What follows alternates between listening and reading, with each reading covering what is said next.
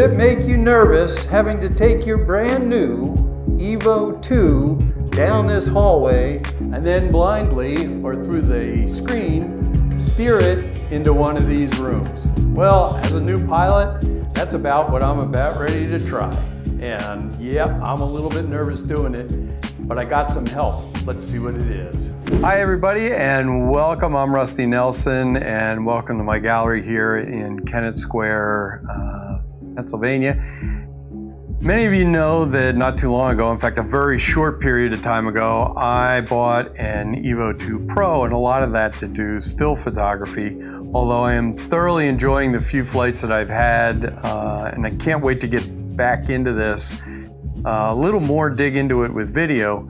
But as most of you know that have seen some of my photography, especially if you look back on the wall, there's a lot of abandoned houses that I go into. I'm a guide during the summer with Roger Hill Silver Lining Tours. I'm a storm chasing guide.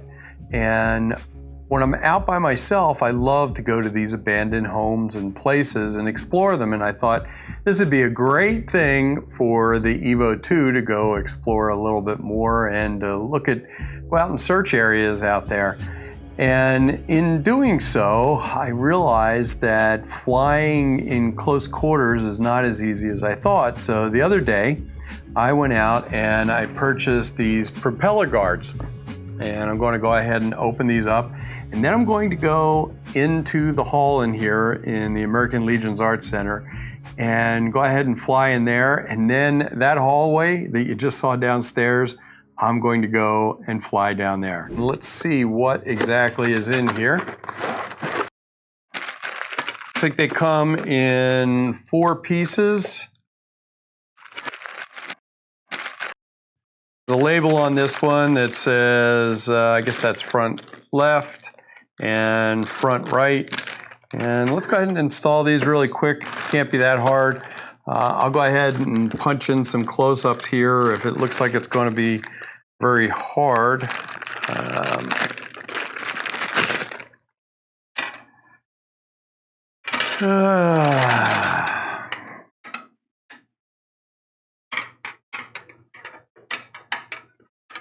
It'd probably be good if I read the directions. Nah.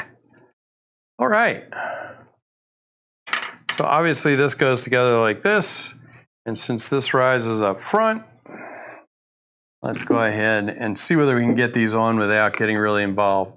2 little clips right here. They kind of look like they just kind of snug up and break in there. I'll go ahead and punch in some close-ups if we need to. And looks like there's little holes on the left and right side to let the lights shine through.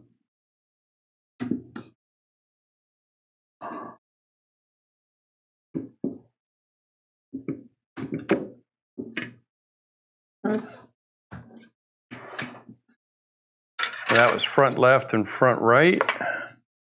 And I think probably just as easy if we do one of these at a time. We've got to open up this latch all the way down, it looks like. So we're doing this on real time, you and I both together. And obviously pretty simple, not too hard.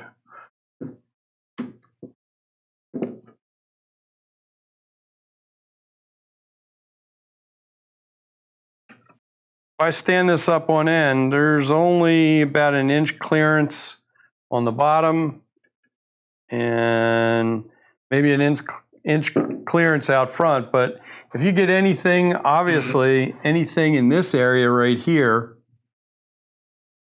you're going to get the prop. So this really only seems to protect the left and right side of the unit. I'm a little bit nervous about going to fly this, but I guess the next step is let's go fly it.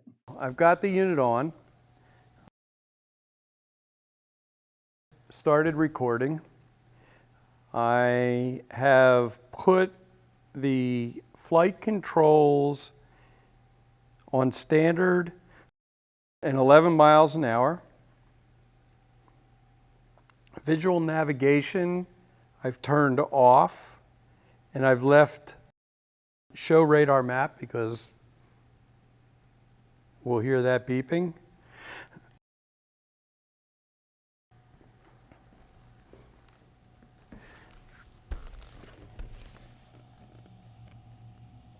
Here we go.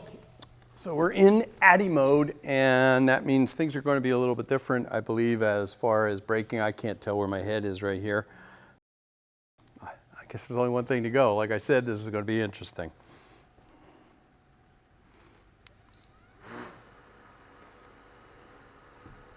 And this is going to be a manual takeoff. Now, what I didn't realize right here is I actually was not in ADDI mode. Since I had started the unit up, I had picked up a bunch of satellites, and that was no longer true, but I found it out a little bit later, as you'll see.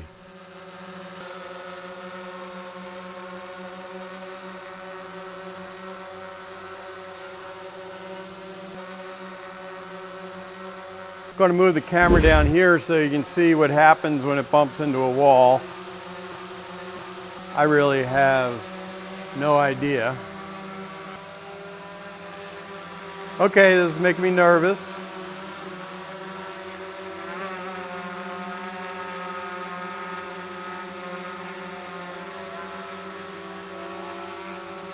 Not too bad.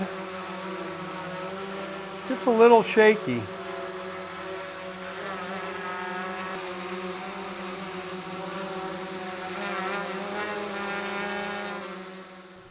As you can see right there, I started pushing a little harder into the wall, and it behaved fairly well.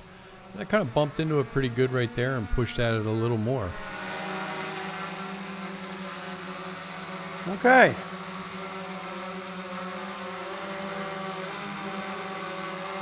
So I'm going to change this around a little bit because I'm kind of curious as to how it works in ADDI mode as far as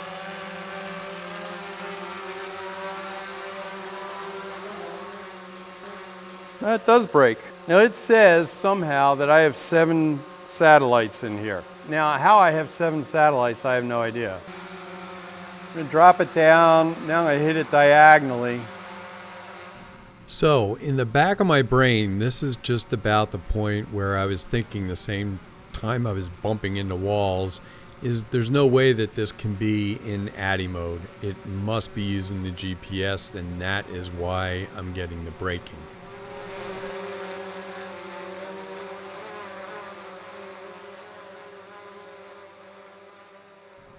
After bumping into walls umpteen million times, I decided to do something fun and take it up and fly it up into the dark area on the stage. Wanted to see whether the light would come on or what would happen.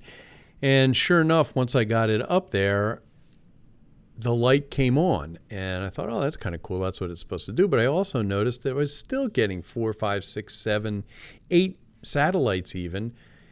And the light came on, so I decided to fly out and see whether the light went back on, the lower landing light. And sure enough, once I flew out, it automatically went off. But the weird thing was all of a sudden it was trying to avoid me, which means the obstacle avoidance had come back on. And that was kind of puzzling because we had turned it off already.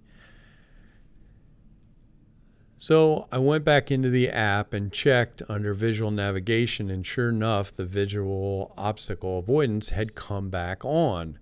I just wasn't sure when and why it came back on, so I turned it off again and went back in, flew back into the stage area to try to see. And what I was going to do is, once I got up on stage and the light was on, I'd check it again to see whether the light coming on turned it back on again. And when I checked it up on stage, sure enough, it was still off. So the light coming on is not what triggered it.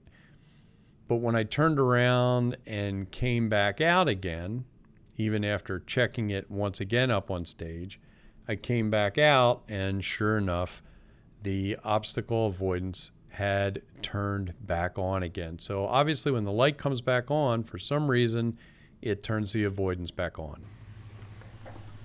Okay, here we go. I'm going to go back in and make sure that visual navigation and it's back on, so we're going to turn that off. Turn on the record. And by the way, all the video on this is just in auto, the way it comes out of the box. And here we go.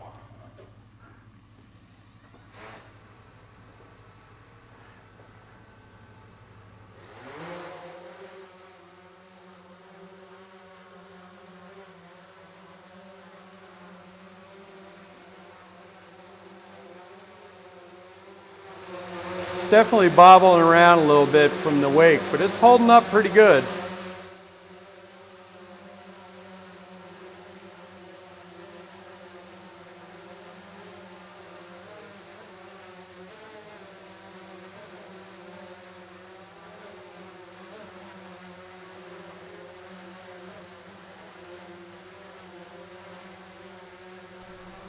Now right here, as I'm flying it down the hallway, I'm trying to get it close to the walls and see whether it gets sucked into the walls or how much the vortices or the wake from the air off of the props affects it near the door jambs and stuff. And a couple of places in here I ended up banging into the side of the walls. But for the most part, it was fairly easy. You just got to work a little harder at being smooth, but you can see little pieces of stuff flying all over the place. But it seemed to work fairly well.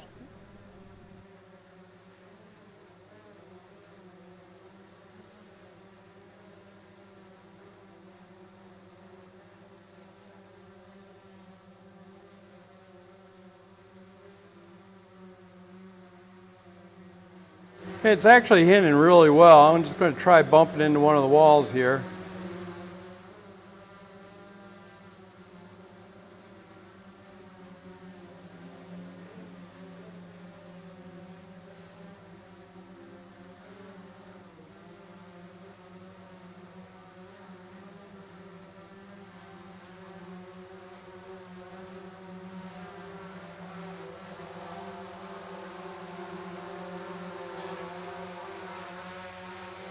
Try to go into this room right here.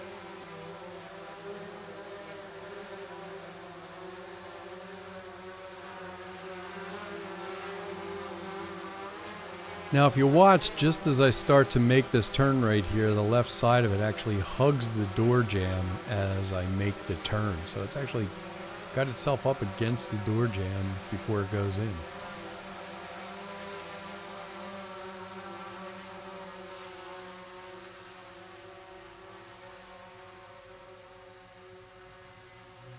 So I am just flying off the screen right now. No, I'm not going to try to go up the steps. Come back out the door. Probably would help, now that I'm thinking of it, having a little pipper on there.